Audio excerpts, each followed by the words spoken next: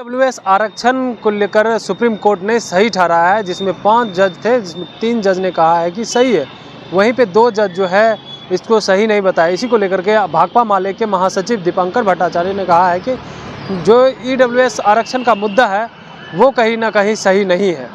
Supreme court के जो 3 जज थे उन्होंने जिस तरह से कहा था कि ये सही है, इसको लेकर के उन्होंने क्वेश्चन मार्क लगा दिया और सरकार से भी मांग कर रहे हैं कि जो है सामाजिक रूप से पिछड़े हो चाहे आर्थिक रूप से पिछड़े हो, तमाम जो है लोग पिछड़े हुए हैं, उनको जो है आरक्षण का जो है सीमा बढ़ाना चाहिए। और भी क्या कुछ कह रहे हैं, पहले आप वो सुने। इकोनॉमिकली वीकर सेक्शन के लिए जो 10% आरक्षण, उसके लिए कॉन्स्टिट्यूशन कमेंट किया गया था, तो हमने देखा कि कोर्ट इस मामले में विभाजित है। शायद ही ये ऐसा देखने को मिलता है कि चीफ जस्टिस माइनॉरिटी में हो, लेकिन ऐसा हुआ 3 और 2। तो हमें लगता है कि ये बहुत ही एक बड़ा सवाल देश के सामने खड़ा हुआ, जो चीफ जस्टिस ने कहा और जस्टिस रविंद्र भट्ट ने जो कहा, हमें लगता है कि बहुत चिंता की बात है कि पहली बार एक ऐसा आरक्षण का इंतज़ाम किया गया जो संविधान की भावना के विपरीत।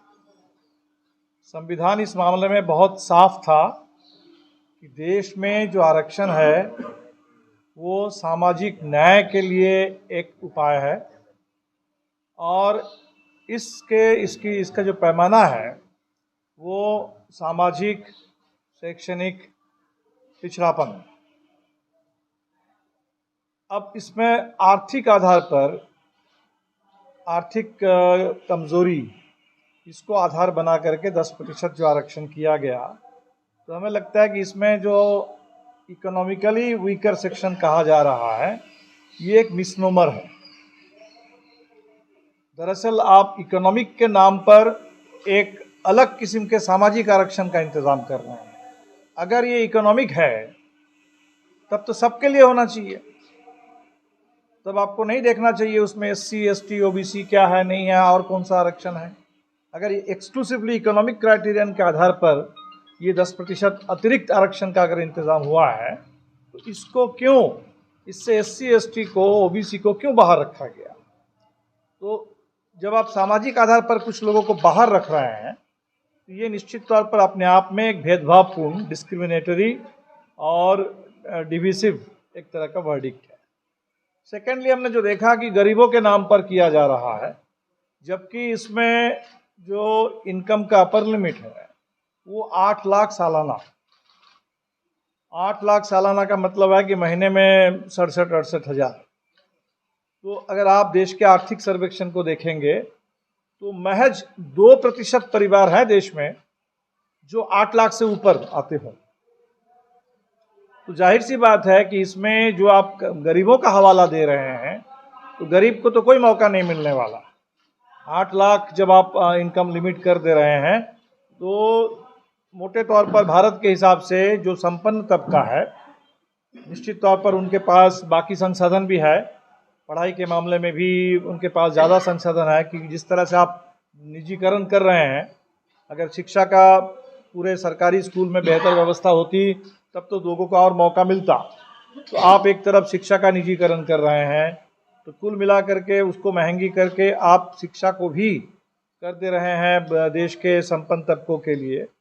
ये हमें लगता है कि बिल्कुल एक अन्याय, भेदभावपूर्ण एक फैसला हुआ और इसीलिए हम समझते हैं कि सुप्रीम कोर्ट के और भी एक बड़े बेंच के हवाले इसका रिव्यू होना चाहिए। क्योंकि जो कहने के लिए तो आप कह सकते हैं कि भाई 3-2-3 की राय है तो मेजॉरिटी की राय है, लेकिन जब वो 2 है, 2 में चीफ जस्टिस भी हैं और जो उनका तर्क है वो बेहद एक तरीके से किसी भी लोकतंत्र के लिए, संविधान के लिए चिंता की बात है कि जज खुद कह रहे हैं कि पहली बार देश में ऐसा नियम बन रहा है जो संविधान की भावना के खिलाफ है। तो हमें लगता है कि ये आर्थिक के आड़ में ऐसे सामाजिक रूप से, ये दरअसल सामाजिक न्याय के नाम लिए जो आरक्षण का इसकी व्यवस्था थी, हालांकि हम ये मानते हैं कि आरक्षण अपने आप में कोई संपूर्ण सामाजिक न्याय की गारंटी नहीं कर पाता। आरक्षण की सुविधा भी एक बहुत छोटे हिस्से को ही मिला है, लेकिन जो भी हो, ये सामाजिक न्याय की दिशा में एक ठोस कदम था। तो दरअसल ये उस पूरे कदम को ही ख़त्म करने की एक पूरी कोशिश शुरू हुई है। 10% से शुरू हुआ है, लेकिन ये पूरे इसको ख़त्म करने वाली बात है। हमें लगता है कि इसको गंभीरता से लेना चाहिए और इसके साथ साथ जो 50% आरक्षण की ऊपरी सीमा थी, वो सीमा तो अब ख़त्म हुई। तो हमें लगता है कि जब वो सीमा ख़त्म हुई तब राज्यों को अपनी स्थिति के अनुसार आरक्षण के बारे में फिर से सोचना पड़ेगा और आरक्षण का दायरा बढ़ाने इसके लिए कोशिश करनी होगी। झारखंड में 11 तारीख को एक विशेष अधिवेशन है विधानसभा का, जिसमें वहाँ के डोमिसाइल पॉलिसी पर, स्थानीयता की नीति और आरक्षण उसको बढ़ाने के बारे में एक प्रस्ताव आएगा। हम बिल्कुल इसके पक्ष में हैं, ऐसा विधेयक बने झारखंड में। तो तमाम राज्यों में हम तो कहेंगे कि बिहार में भी, बिहार सरकार को भी अब इसकी फिर से, जब अगर सुप्रीम कोर्ट की ये राय आई है, इसके आलोक में बिहार में भी इसकी फिर से हमें समीक्षा करनी होगी और ताकि यहाँ के गरीबों को, वंचितों को, सामाजिक रूप से पिछड़े लोगों को आरक्षण के जो अधिकार है उसमें कोई कटौती ना हो। तो आपने साफ तौर पे सुना, उनका कहना है कि बिहार सरकार भी जो है अन्य राज्य की तरह जो है यहाँ पे आरक्षण की सीमा को बढ़ाया जाए। सुप्रीम कोर्ट ने जिस तरह से सवर्ण आरक्षण को लेकर सही ठहराया है, 10% जो आरक्षण मिल रहा है इसको लेकर के, तो उन्होंने नीतीश कुमार से भी मांग की है कि जल्द से जल्द जो है यहाँ पे भी आरक्षण की दायरा को बढ़ाया जाए। तो फिलहाल इस खबर में इतना ही। कमलेश कुमार, देशवा न्यूज, पटना। सिर्फ खबर दिखाना देशवा न्यूज का मकसद नहीं, देशवा न्यूज की कोशिश है कि समाज की सूरत बदलनी चाहिए। देशवा न्यूज पर वीडियो देखने के लिए लाइक करें, सब्सक्राइब करें, साथ ही बेल आइकन दबाना न भूलें।